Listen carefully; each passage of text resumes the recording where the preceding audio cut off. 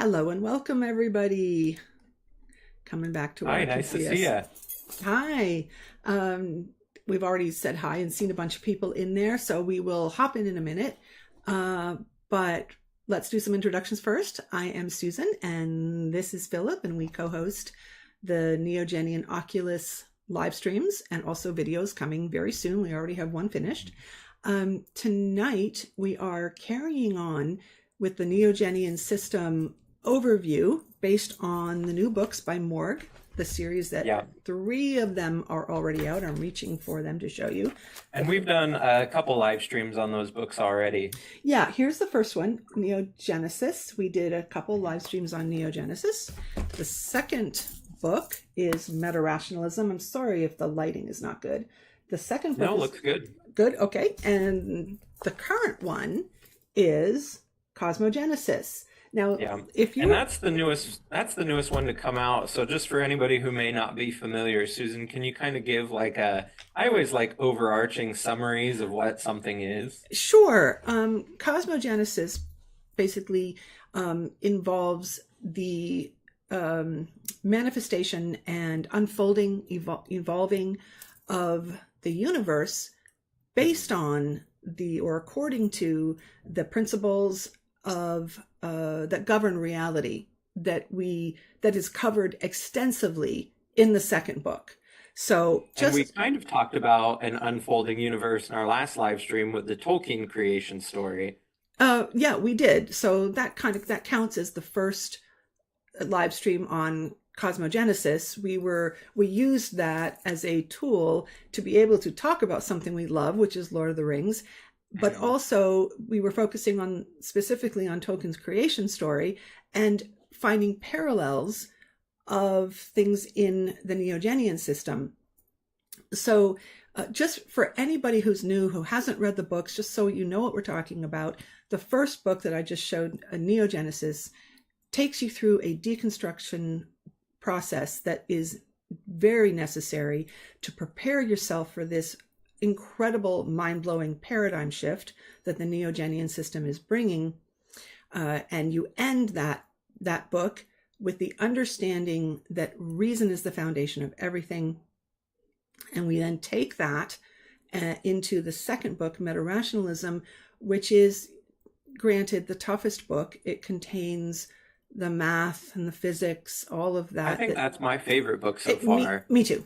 I mean, I've said that many times. That's the That's stuff that we're really well, interested in. that explains to you the mechanisms. If you want to understand what's actually happening, what are the principles that govern reality, that's the book that's the material where you get that. A lot of people don't want to bother. They're just used to being sort of told this is the way it is, and they're okay with that. They have faith, which we're not supporters of. Faith systems tell you something, but they don't explain it, and you just have to take it on faith. Whereas uh, the Neogenian system is completely opposed to that. We want knowledge. The Neogenian system is a knowledge system, but you don't have to read or understand meta-rationalism, but it's knowing that it's there Yeah. is, yeah. And And also, you don't have to be a super deep expert with the mathematics side of things, but it's laid out in such a way that it's easy to intuit and also understand comprehensively once you kind of get through more of the material. And you can revisit it too if you're not comfortable with that.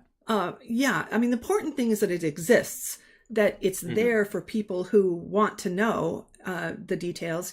You don't have to read it all at once.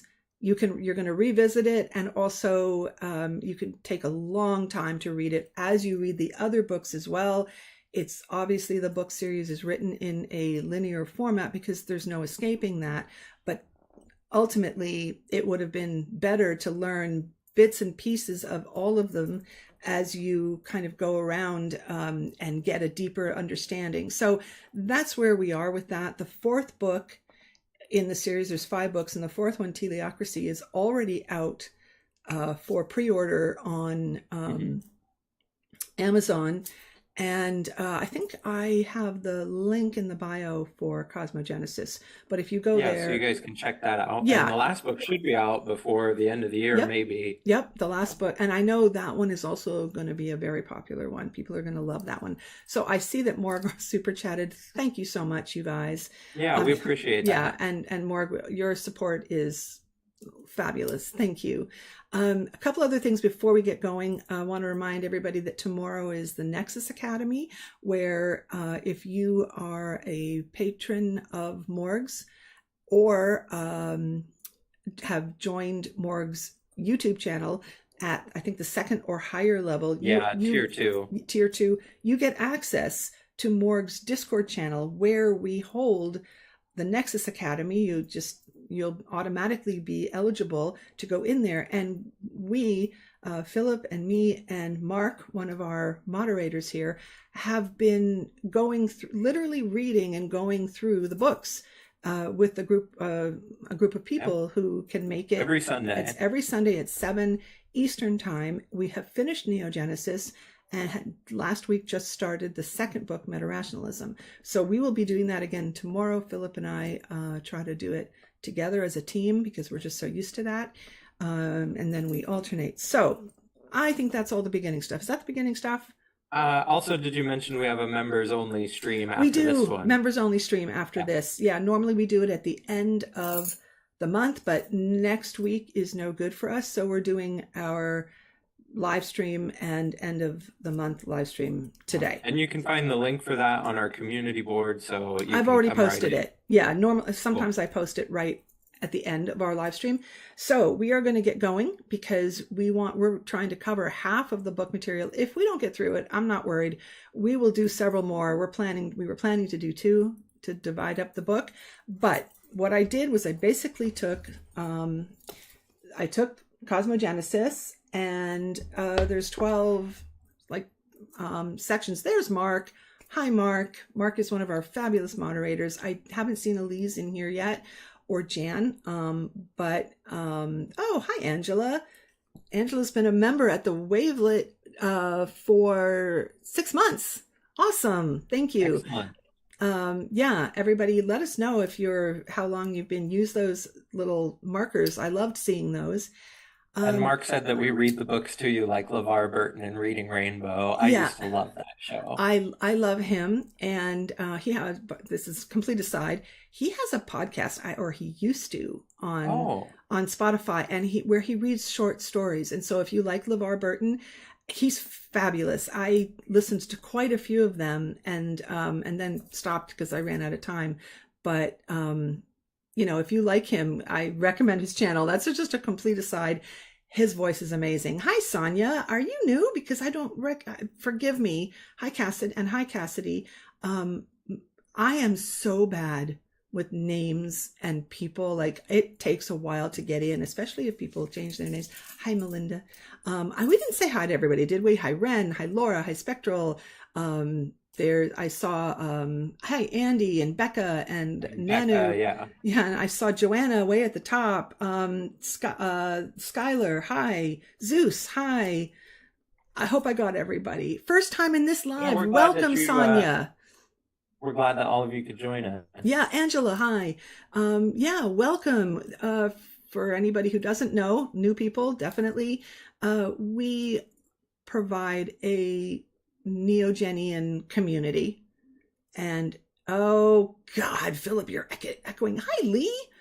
Do strange. Something with your thing, because it always sounds fine to me. I heard it for a second, but I wonder if it came through Susan's mic. Maybe. But what we offer, so Sonia, if this is your first time, a lot of people come from Morg's channel, most of them, because that's where you find out about Neogenian material. And my speaker is too loud. Is my speaker too loud? I can turn mine down. Let me know. Oh, it's just a reverb sound. Okay. But what we do here, our channel, is specifically for Neogenian material and the Neogenian community. So welcome. You can ask questions. We have our members streams where they're very casual and fun, and we interact with the community. Yes, yes. Oh, and you love the books. Well, you're in the right place, because we've been Great. talking about Welcome. them, talking about the material. So let's dig in and see how far we can get. I basically have taken each section, and I took out, we're by no means covering every point. This is a fantastic book, by the way. It really walks you through the unfolding. It's the sort of like the evolution, not just physical, but the mental evolution as well. It's very interesting. It's the material that's going to explain how does everything unfold. And I was thinking earlier, because I'm so used to thinking through the Neogenian filter, that I forget what it's like not to have that. And that Yeah, for people who are unfamiliar. Yes, I'm so used to it. I have to try to put myself in the shoes of people, like, how did I used to think, right? How do normal people think of things? And it hit me that a lot of people probably think the universe begins with a big bang, and they don't know what happened before. It depends on whether you're religious or not religious, probably. If you're religious, God did it. I don't know how you explain where God came from or anything. They're really, that's the faith component. But I sort of imagine that everybody then at that point thinks of all the visuals we see with the big white light exploding, kind of like what I mentioned to you the other day, again, bringing in Lord of the Rings stuff.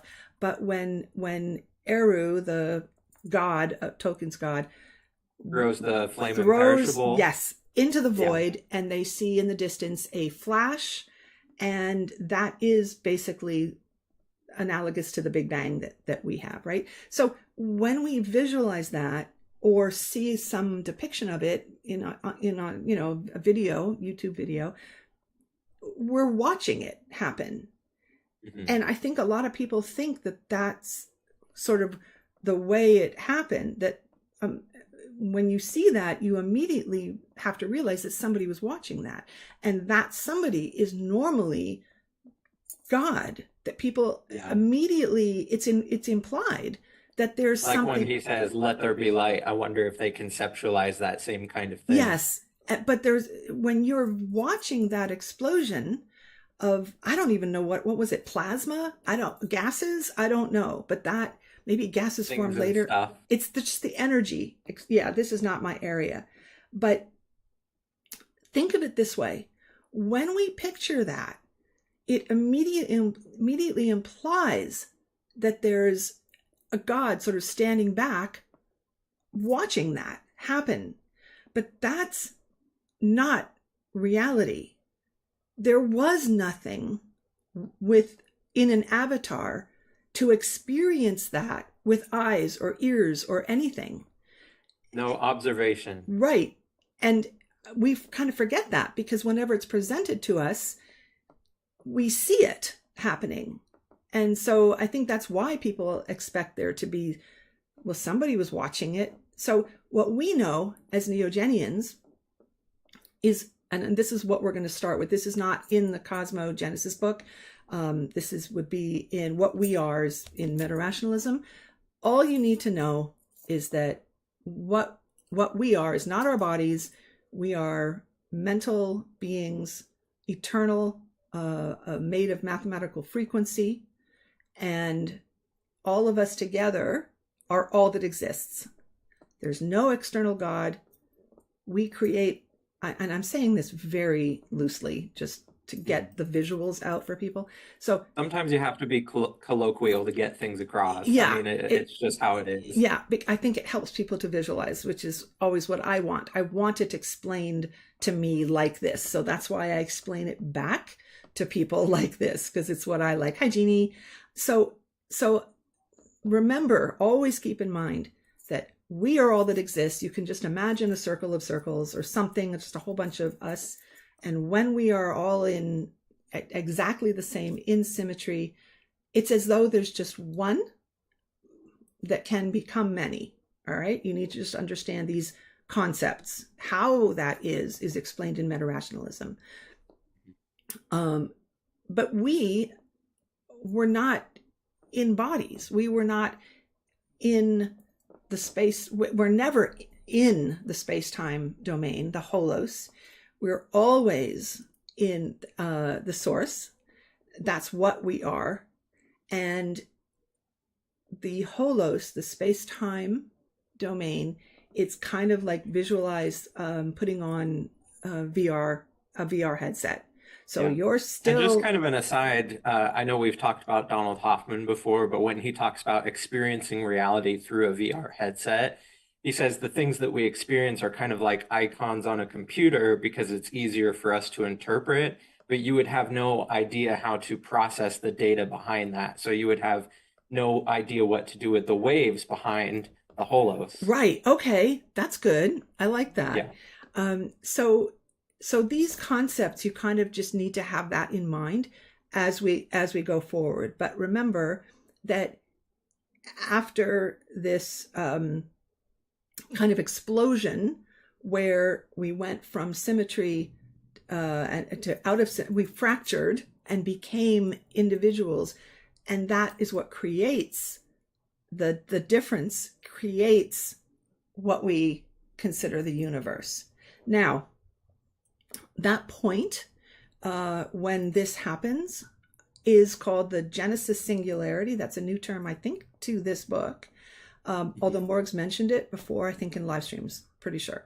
So the Genesis Singularity is the beginning and the end, because it's when this happens, then we go through an entire cycle, which is what Cosmogenesis is going to explain, and we end up at the ending where we go back into symmetry, and now we've completed one cycle, and then we start again.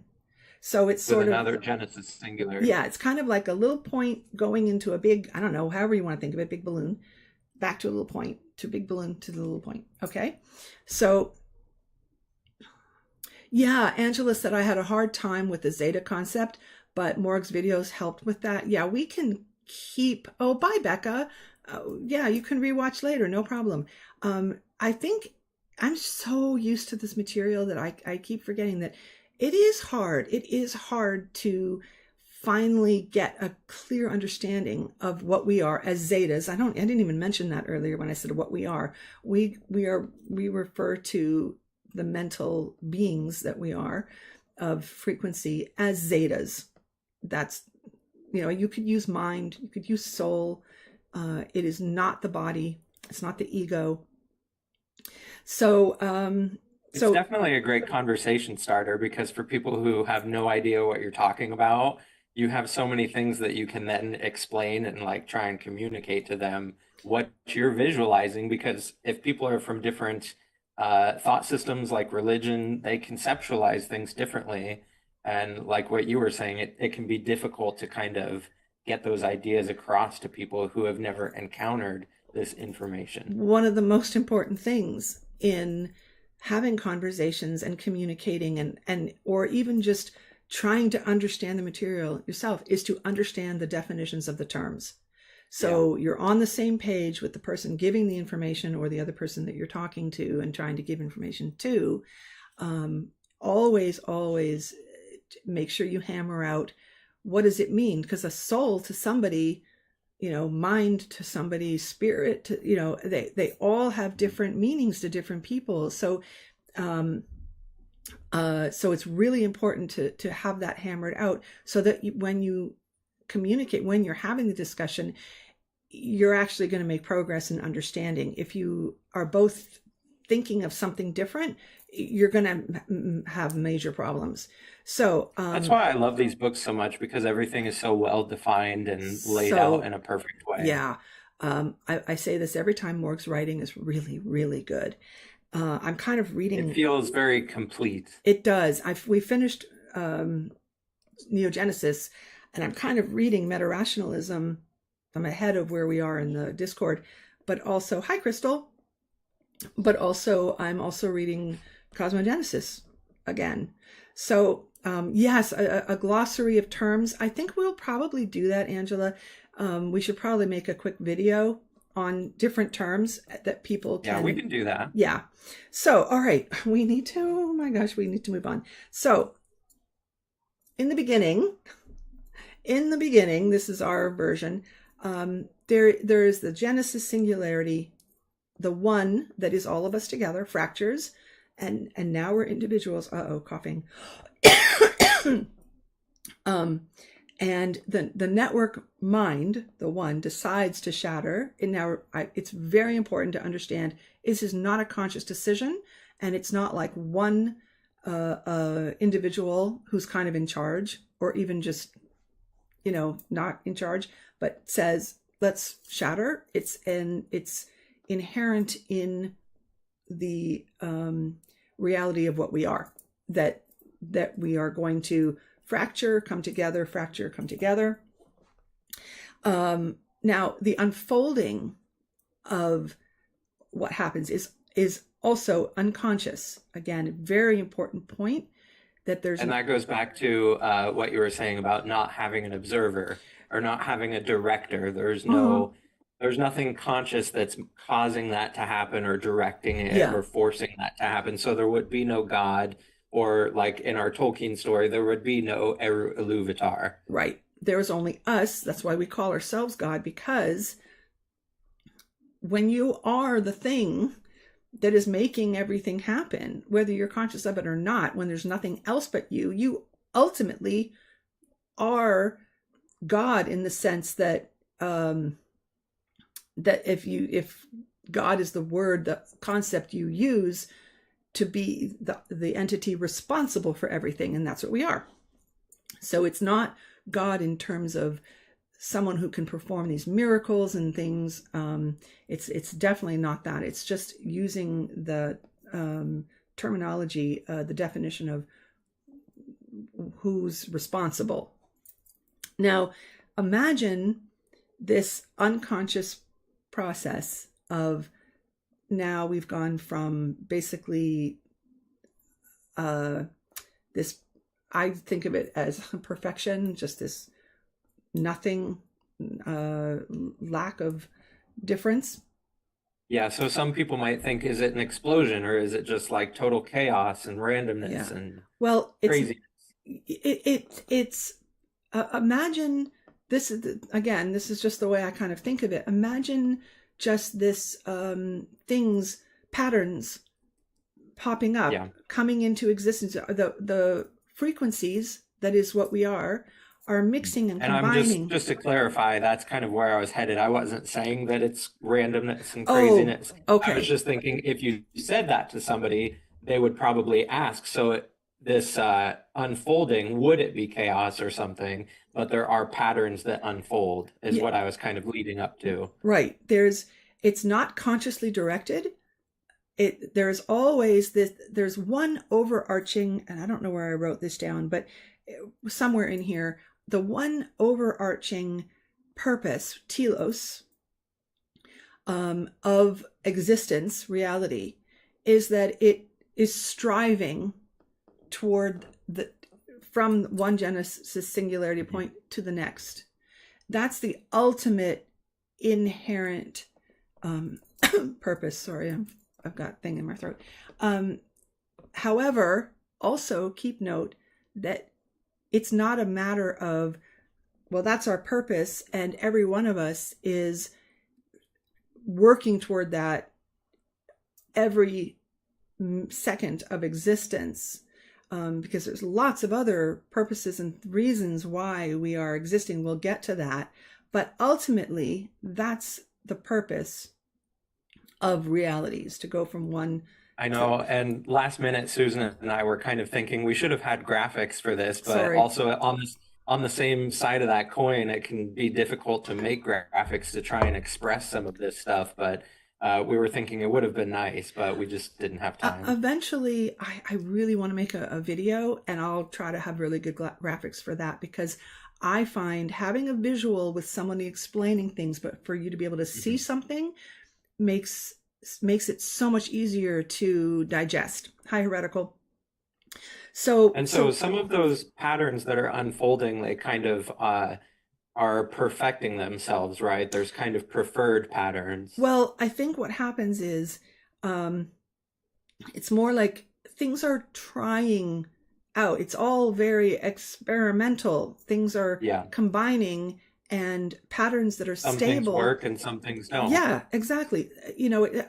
Things are like bumbling around trying to see what works. Some patterns are stable, they will persist. Other patterns are not, and they will collapse. But in the mix with all of that, there will be patterns that are unconsciously preferred over others. That's internal, subjective, part of us. There's always, even though we're not conscious and not consciously observing and directing, we are always subjectively experiencing everything that's happening. So we will have that inner experience of the frequencies doing things. What we don't have is a physical body where we have eyes and ears and everything. But we I don't know are. how more people don't find that just absolutely I know, fascinating. me too. It's like it's so not what you think of. We can't, because we can't imagine not having a body. And even when people talk about, within religion, and they're talking about heaven, and I don't know, in heaven you're not in a body, I guess. I'm not really sure.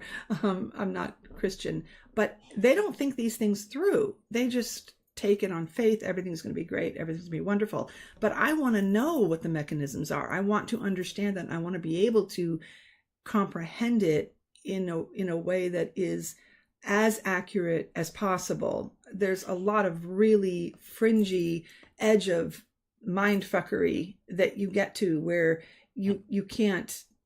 There will be armadillos, Mark said. I love Mark. You get to the edge of what you can actually imagine, and it becomes really difficult. You're just sort of grasping to get it, but you have this understanding, and it makes it very difficult to try to explain it. Yeah. Sometimes Morg always does a really And good also, job. when you're trying to explain to people who have been familiar with the concept of heaven being perfection, if Yeah, you were to try and explain the Genesis singularity to somebody, do you think they would just want to rush to that, like, and try and probably, rush to the end point, because I think a lot of people just want to rush to heaven, and they or neglect. to some form of perfection? Yeah, well, I think that it's one of the reasons why a lot of religious people don't think about this life, because there's a better one waiting. And I've heard people Which in. is a shame. It is. Oh, it is a shame. Because, well, but it's a form of control as well. Because when you've convinced people that they don't need to pay too much attention to this life, because the afterlife is the important one, you can control them. You can convince them that they don't have to fight against the elite who are keeping them oppressed. That there's no point. Why are we perfecting this? What we need to do is get the Armageddon to happen and move on, and all the Yeah. people who are bad will be punished, and let God handle all of it. So I think there is that rush to get to that point. But we Rather than perfecting what we have here while we're experiencing well, it. ultimately, and this is going to be a really sort of quick overview of what existence is about in a very really fast narrative form. We're one mind that is alone. There is no other. There is only it, and it's lonely. It's a little crazy, because can you imagine that, being Yeah. alone? You would All want to experience other. It can only experience itself. That's all that exists, is itself. Mhm. So what does it do? It fractures itself into many so that it can experience itself, ourself. That's what we've done. We've fractured ourselves into all of us so that we can experience ourself, because we are all that exists, and we can do it in many, many different ways. And we don't remember, we don't know that that's what we're doing. Because if we knew that's what we're doing, it wouldn't be the same thing. It wouldn't provide the same experience. So we're allowing this to happen. We become unconscious, and we create through our, I mean, we are only mind. We use the contents of our mind to create this kind of hologram world that we can then go down into and experience, very much like we discussed last time in Tolkien's creation story. That was the thing that really grabbed me when you sent me the video, where the god, even though we don't have that, but created the world that then everyone could go down into and then experience. So what we've done is, and the reason I was asking about people, or I mentioned people wanting to rush to the end point rather than take a, experience what we have here, get all of the experience out of the holos that we can, is that would be a shame. And it would be almost like, I know you and I said, like reading Lord of the Rings as fast as you can to get to the end without experiencing the beauty along the way. Yeah, I mean, if we're the one mind and we're we're lonely because we are all that exists, and we fracture ourselves to have all this experience, what would be the point of simply breaking the puzzle apart and then just going and pushing it back together again? Because what are you going to do then? You're going to break it apart again. So this is one of the reasons this is a very slow process. It's unconscious. The contents of ourselves, our frequencies that combine and form these patterns, and finally, after long trying, this is again just a really quick sort of explanation of, like, from a narrative point of view, things combining, sort of just picture things coming together and creating things, and finally there's there's all the gases, and they come together and form planets and things. That takes a long time. And Fantasia, I asked you if you'd seen it. For anybody who has seen Fantasia, there's one, the first one, there's one piece, The Rite of Spring, by, I think it's Stravinsky's Rite of Spring, which I love. That piece came out in like 1999, didn't it? Something like that. The first one? No, I saw that when I was a little girl. That's probably when I saw it. Yeah, that's when you saw it. That it's actually very, very old. It's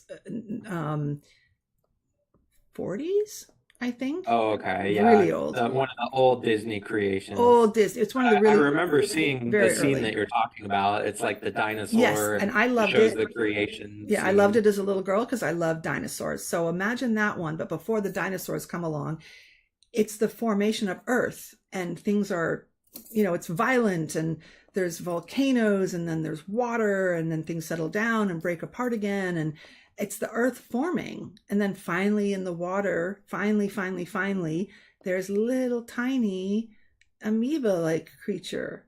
And then there's larger ones, and then there's bigger ones, and then there's finally fish, and then it crawls up. Jeannie Bottle said 1940. I was right. I just remember having the VHS and watching it on repeat. Oh, I love it. In fact, I want to see that now.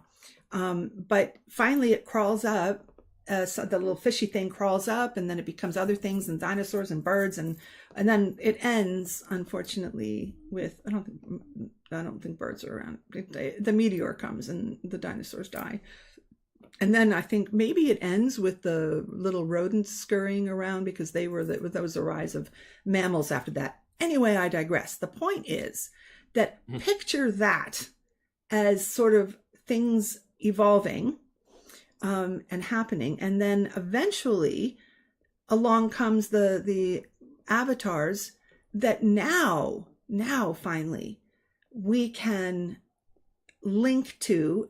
More goes into the explanation of how that is likely to happen, what causes that. There's quite a few elements in Cosmogenesis that are not, we have to do more research on, but Morg has done a really, really good job of laying out. Isn't it also important? Sorry, I didn't mean to interrupt you. Isn't it also important to mention that even though we're talking about the evolution of like the creation of Earth and physicality and stuff, there's also mental evolution. Well, because everything that's happening here, we have to remember that that it's not separate from us. Yeah. That's our contents creating that. It's not like we're sitting over here kind of learning and thinking and doing stuff and then Right. watching that happen. It's connected. So so where was I?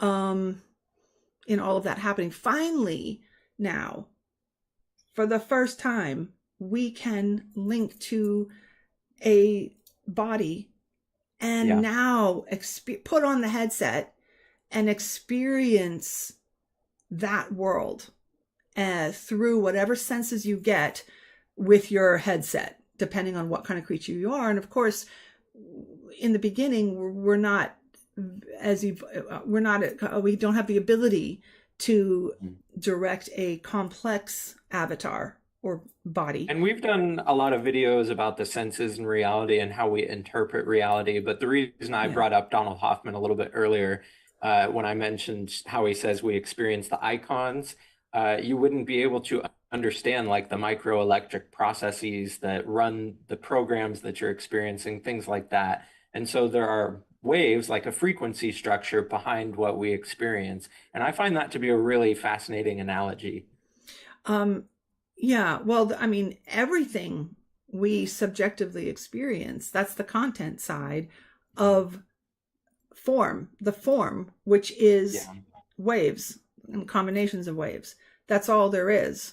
So, but that's a really important milestone, because everything along the unfolding of the universe, there are just milestones of things that happen, and that's a huge one, because finally we can experience the VR game basically as being from the vantage point of being in the game, as opposed to simply having the frequency the experience inner experience of the frequency of what's happening.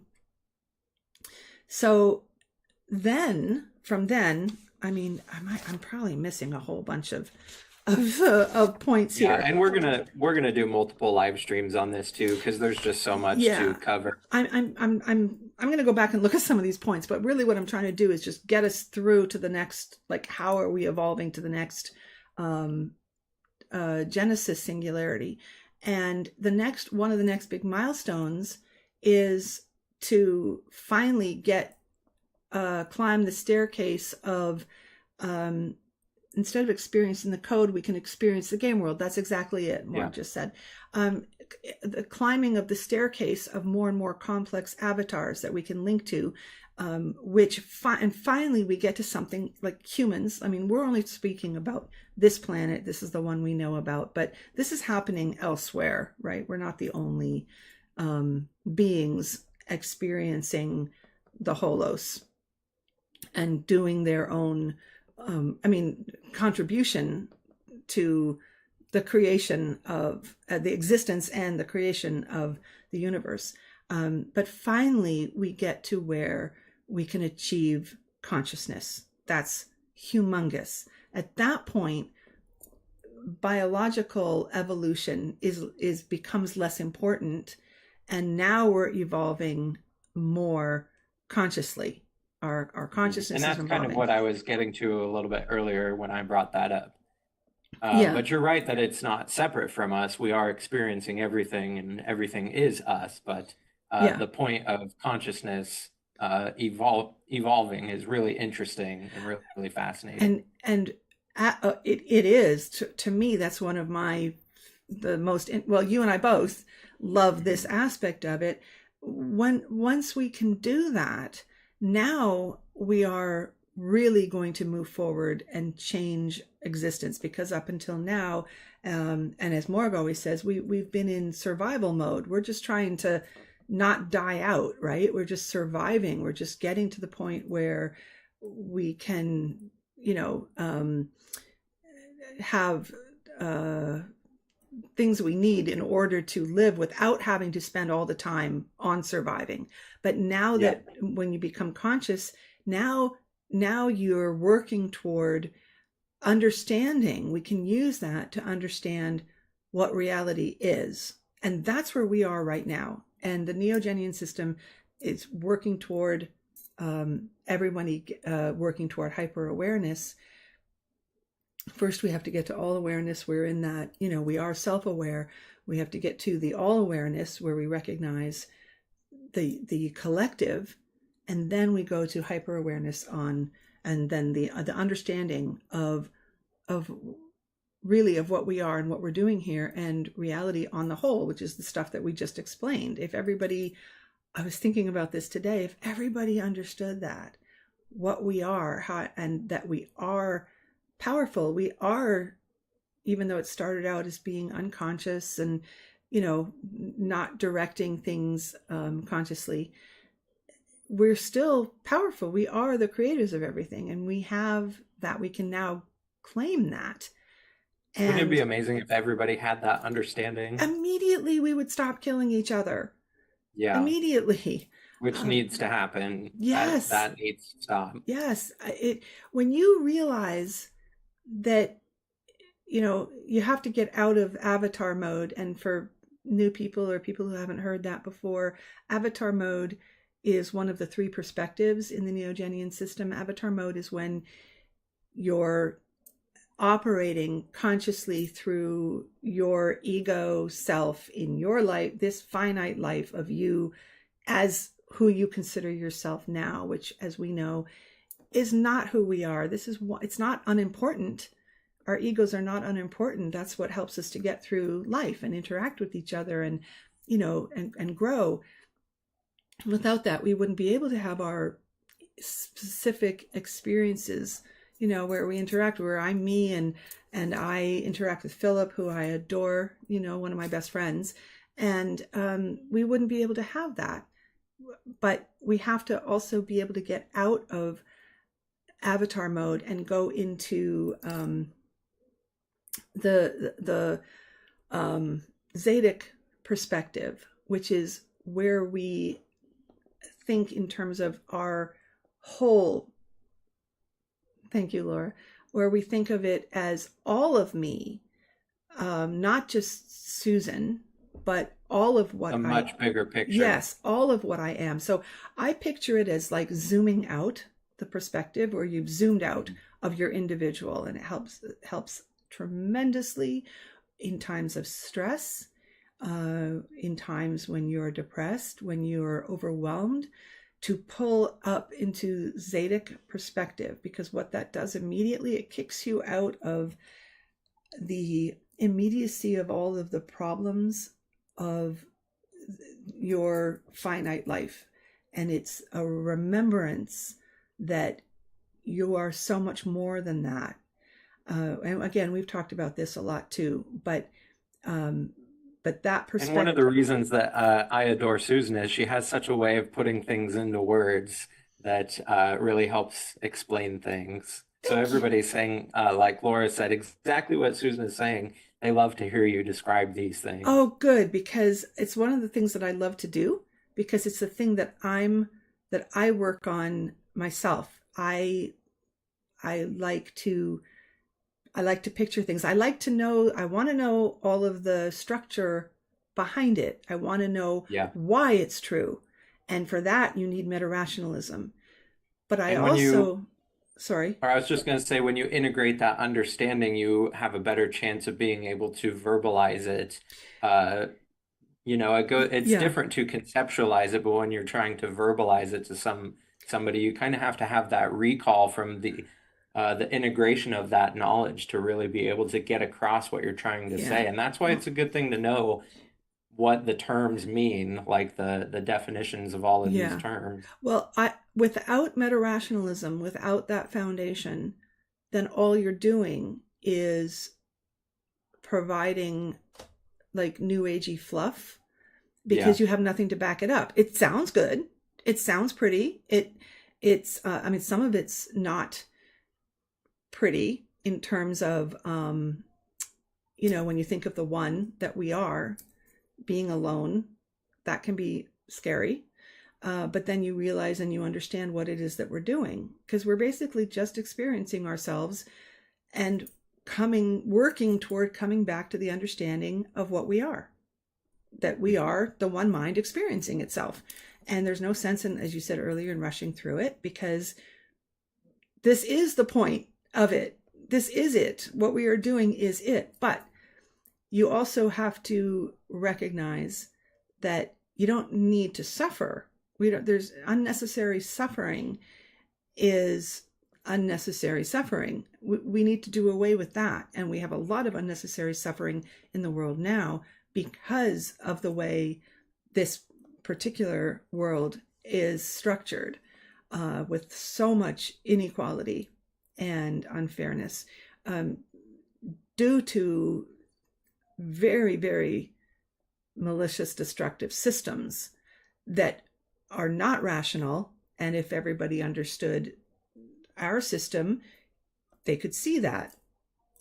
So we could do away with that and then spend time having quality experiences. That's what we're working toward, not rushing through it. I don't want to get through that. I want to get to where we can be creative and celebrate. Oh God, I'm sorry. Sorry. There was a comment from Heretical just a little bit ago where Heretical said, if people would stop hurting each other, I'm paraphrasing because I can't find it. If people wouldn't be hurting each other, we could spend that time working on our creative processes and also conscious evolution.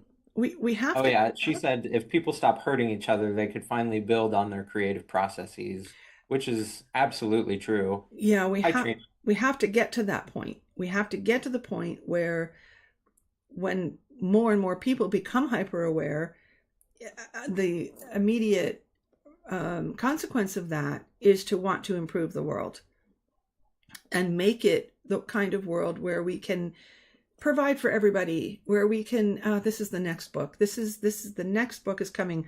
Hi, Christopher. Teleocracy, which again, I said is out for pre-order right now. That's the book that works on the kind of world that we need to create. But this book, and you can see how each book works, by the way. You start with the Neogenesis, where you just need to prepare yourself for the paradigm shift, which is, again, huge. And then the foundation of why this is true. And now let's see given that, how does reality unfold? How does the universe unfold according to the principles of reality? And then, all right, now that we know that, let's talk specifically about our world and what we should be doing, what we could be doing. And then the last book is tools, all the personal tools, to all the strategies and things that we use to improve ourselves and the community. So the collective. So I know, God, I can't believe how much I've been talking, but I just want to look through my notes real quick and just, hi, Elise. Elise is another one of our fantastic moderators. Yeah, nice to see you, Elise. I'm glad you could come in. And also, I just wanted to respond to a couple things that I saw. One of them was, Angela, I have not watched Labyrinth yet. We're watching Lord of the Rings right now in my family. So it's going to be a while to get them through that. But I have Labyrinth on my list. And what's the one that I just... Labyrinth. Me too. Yeah, I was in the mood for that. And what's the other one that I just said tonight that I want to see now? What was the other one? I don't remember. Didn't you say before you wanted to watch Dark Crystal? Yeah, no, that one I've seen not too long ago. What's the other one that we talked about earlier? Please, somebody. Fantasia. Thank you, Zeus. I have to write those down. Yeah. And also, we were talking earlier. Thank you to Heretical for becoming a member at the wavelet level. Oh, thank you. Did you? Thank you so much. And hi to everybody coming in. I've seen so many. Oh, LaDonna came in. Hi, LaDonna. Trina Marie, I saw that. I just, all is alchemy. Okay, so here, and Heretical, hi.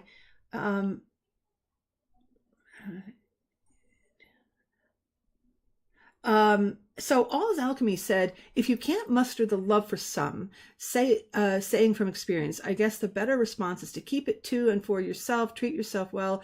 If that's all that can be done, no shame in that. I don't disagree with that. That's one of those things that you're kind of like, if you can't be nice to somebody, just don't say anything. If we could get people to stop like they may have difficulty with, for example, the community that gets so much hatred, the LGBTQ plus. But if people could, at the very least, just not try to unalive people and Yeah. keep them from having rights, that would be huge. That would be something, right? But we're not there yet. But if we, and that is what we need to work, that is what we're working toward with consciousness evolution and sharing this material. That's why we do what we do, because we have to get to that point in order to be able to evolve. So remember, struggle is inherent in existence, but suffering doesn't have to be. There's a difference, and we have talked about that before in other ones. Black Cauldron. And I've always heard that phrase, learn to love yourself before you can love another.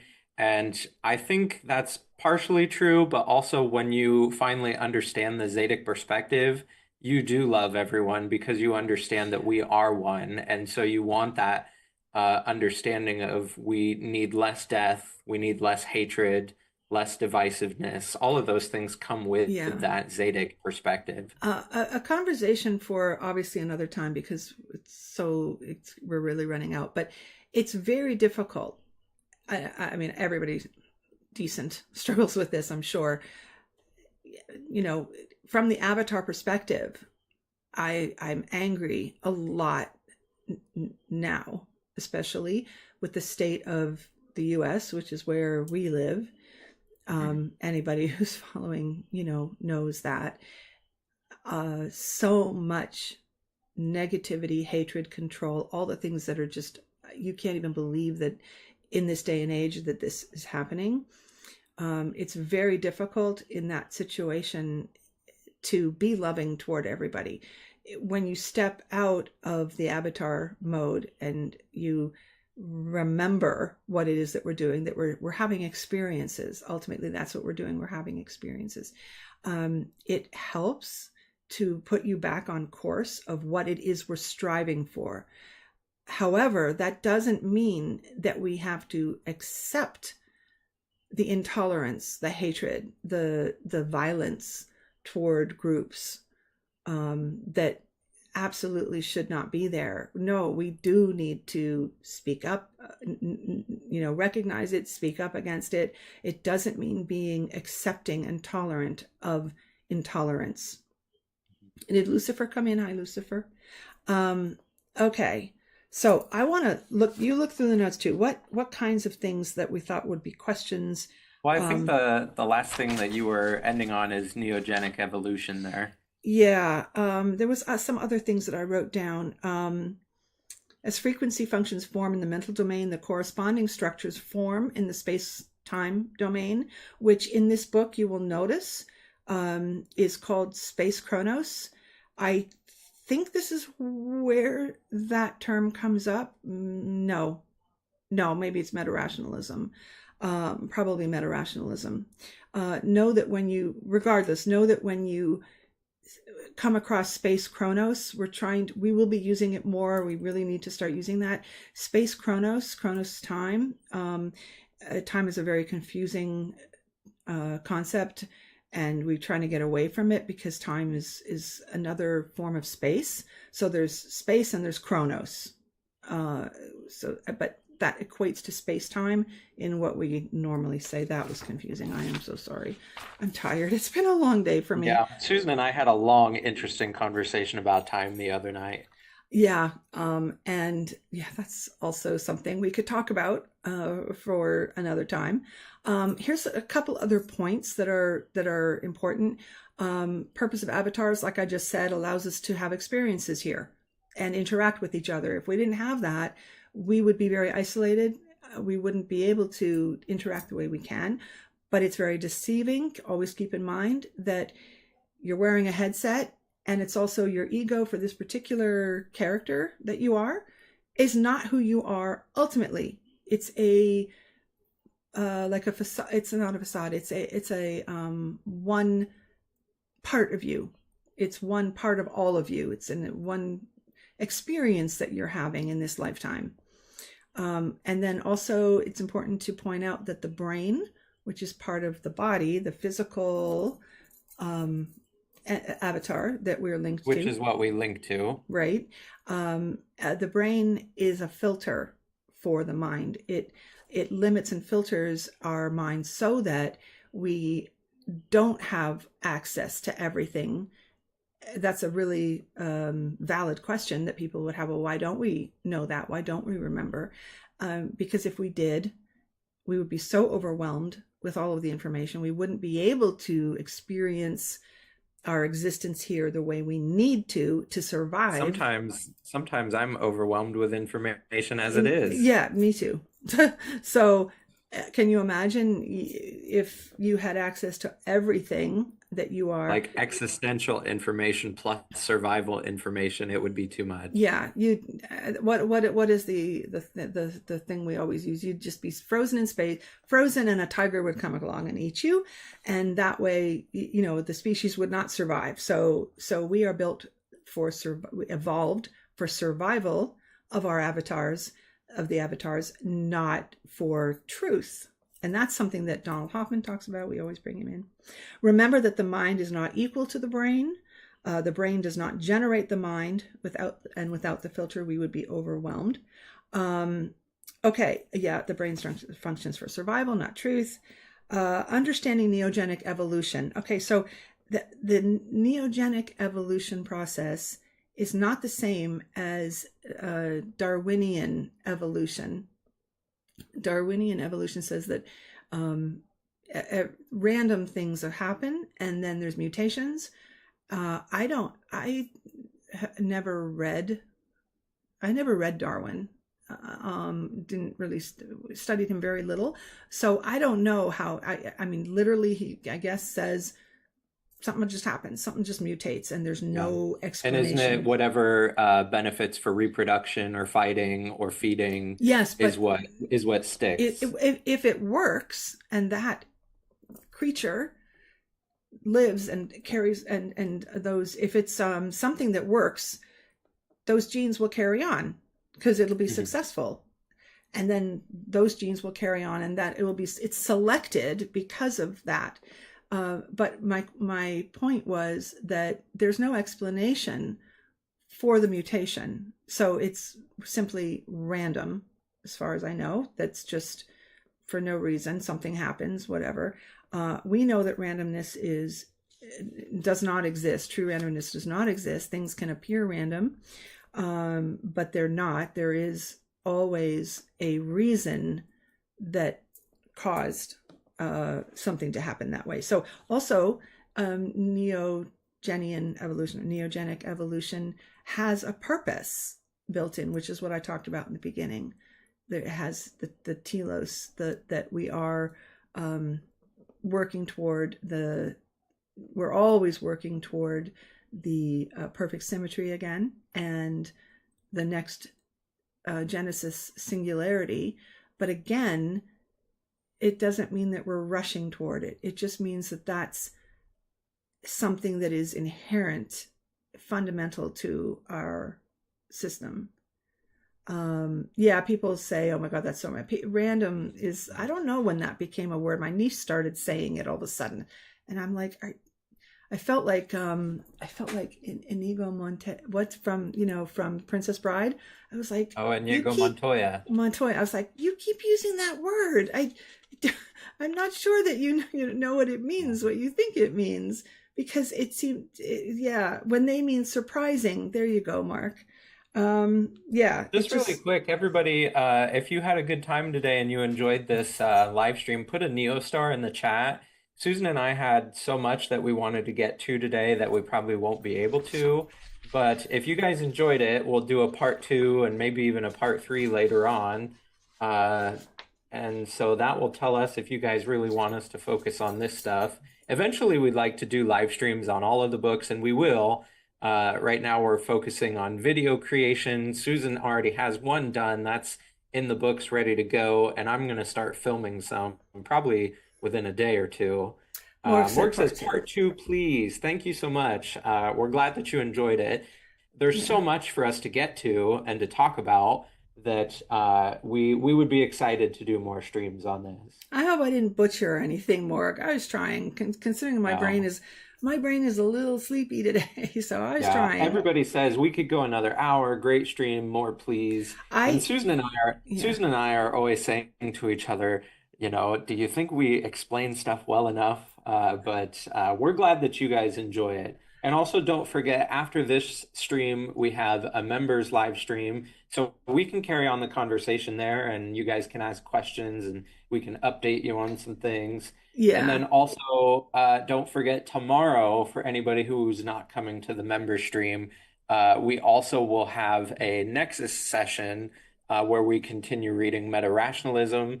And I think that's mostly everything, but I'm really excited about starting to film videos again now that I have my new setup, and that will be exciting. Yeah, I'm loving the background. Everybody like, Oh, thank you. Thank you, LaDonna, for becoming a wavelet. We oh, appreciate that. welcome, LaDonna. You can come to the members. We always have a very relaxed, fun stream. It's, please come if you're a member and you have time. I've already scheduled it, and the link is on the community board. So yes, you guys are awesome. Thank you. Oh, and thank you, Ren, for gifting a membership. Oh, Calvin got thank you, that. Calvin I don't think I've Montaigne. ever seen you in here, Calvin. Welcome if you're new, and Yeah, yeah. I apologize if I just haven't seen you in the chat before. Um, And yeah. Laura has been a member for 27 months and said, love you all at Astra. And Joanna's been a member for 33 months. Thank you so much. That's at the wavelet and waveform levels. Our our subscriptions are so low that it's, maybe Yes. $25 a year, but Yeah. we appreciate anybody who supports, even if you just want to like and subscribe and share the video. You don't have Yeah. to subscribe that way and do all the extra stuff, but we appreciate those who do. Yeah, there's, we made it so that it's really affordable for, most people. If I think, yeah, it's like $24 a year. And we love seeing people come in. And as I said, it's very relaxed and casual. Sometimes we have like a topic, something we're going to talk about, but often we just get in and it gives you guys a chance to ask specific questions, things that we didn't get to. But I had a really good time tonight. Did you have a good time? We're always, Absolutely, we're, every time. we're always Every like, time. are we gonna do this okay? And I still have a lot of points we didn't even make it to, so we will pick this up. I think a lot of you said you would want that, and Cosmogenesis is a fun book. It's after Meta Rationalism, the one where, I mean, still my favorite, but it's tough. Cosmogenesis is exciting because now you're hearing how things are happening and how it progresses. So it's kind of, I think, a little bit of a relief. Mhm. And then remember, teleocracy is Yeah. coming out very soon. So And thank you. Laura says, I've loved it, always do. Oh, Susan and Philip, you both are great.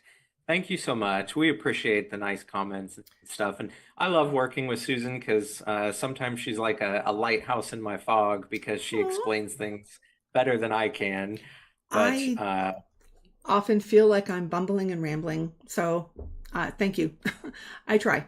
Okay, we're going to go and we're going to hop into the members as soon as we can. Just give us a few minutes and we will see you in there. Okay, good night, everyone. see you in a few. Bye.